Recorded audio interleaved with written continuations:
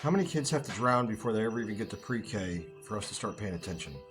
Hundreds of babies and toddlers die every single year in the United States in pools, ponds, bathtubs, and all different types of waterways. But this isn't out of contempt. It isn't out of a lack of caring or inattentive parents.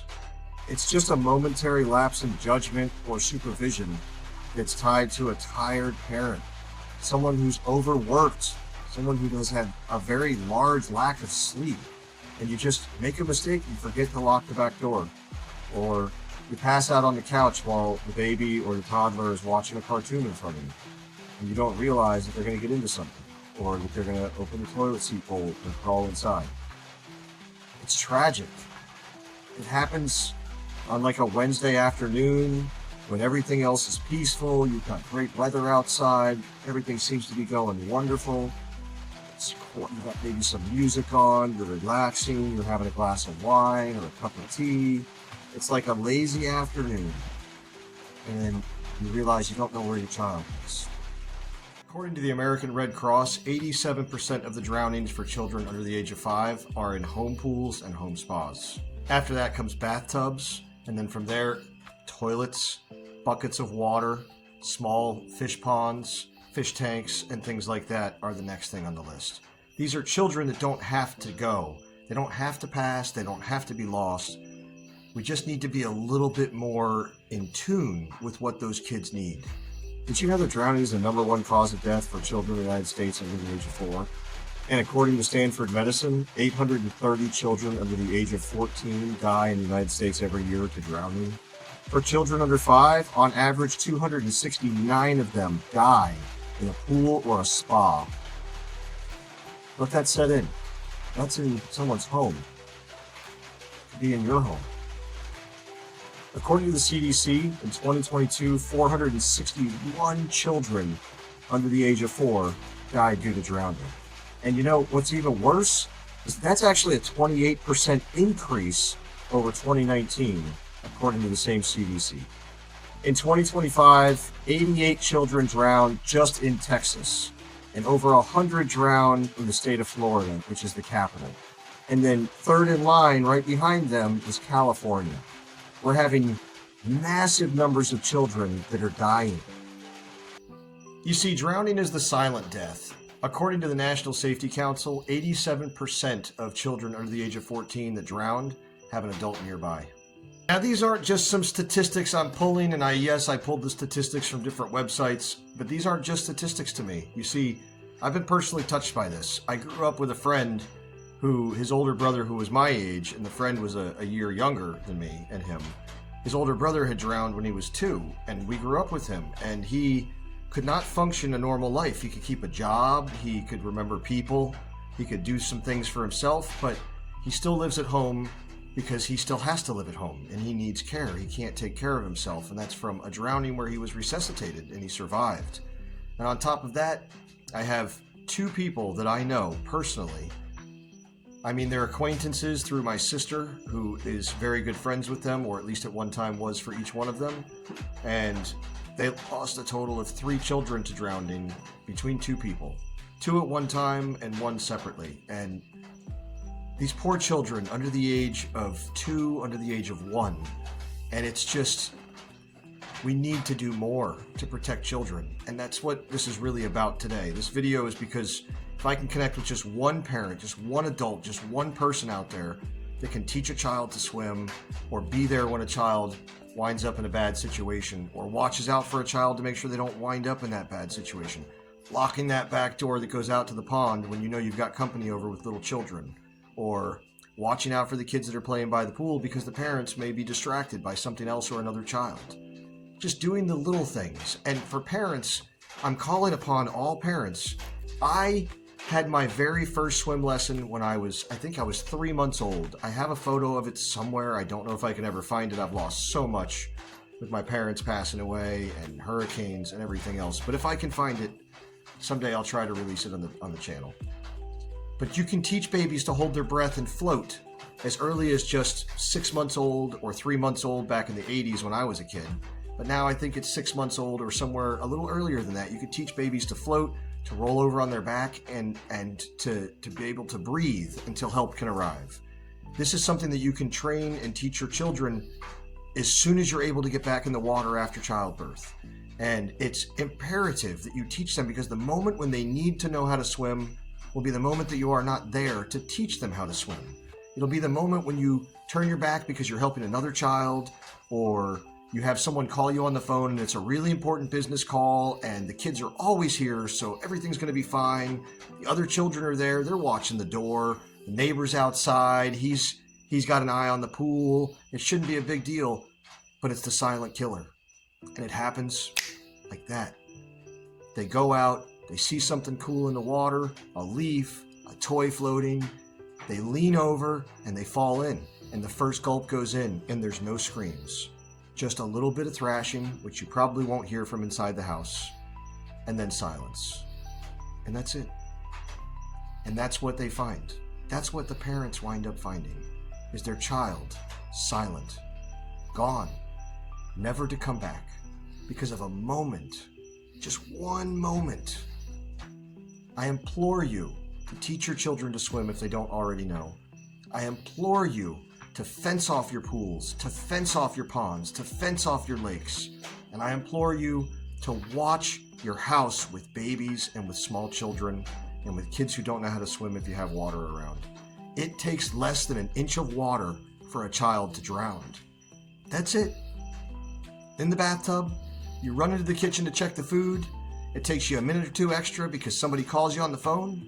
And by the time you get back, it's too late. You call the ambulance, you start CPR, the ambulance comes, they do CPR, they revive you or your child. They revive your child. Sorry. They revive your child and get a heartbeat back. And then you wind up at the hospital. And then your child's on life support. And as the oxygen gets reintroduced to the brain, it does damage and causes swelling, and the swelling causes neurological damage, and eventually it leads to brain death.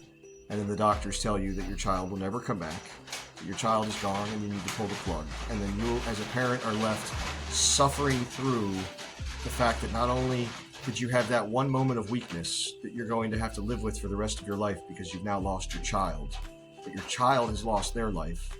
On top of all that, now you have to make the decision to pull the final plug on your child. And if you don't, then you have a lifetime of taking care of a child that may absolutely never recover past a feeding tube, past a breathing machine. Maybe someday, but right now, it does not look like the technology is here for that. And that's really what I'm trying to talk to you about today. This is really serious. Teach your kids how to swim. Teach them about the dangers in life. Watch out for them. I have pulled all 3 of my children out of the water at one point or another. Even if they knew how to swim, I've still had to rescue them. I was taught to swim at a very young age. I grew up in Florida. I grew up at the beach. I grew up living in the intercoastal, swimming against the currents of the intercoastal, swimming against the currents of the beach. I grew up in freshwater canals and ponds and streams and swamps of South Florida in the 80s and 90s.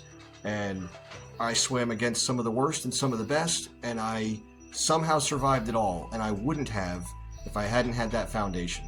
I don't think I could have fought against the currents in the intercoastal at Jupiter, or fought against the currents, the rip currents on the beach, or survived some of the things that I wound up in over the course of my young life. And that foundation, when they need it, is not something that they can just acquire. This isn't the Matrix. We can't just pop data into our heads at this point in time.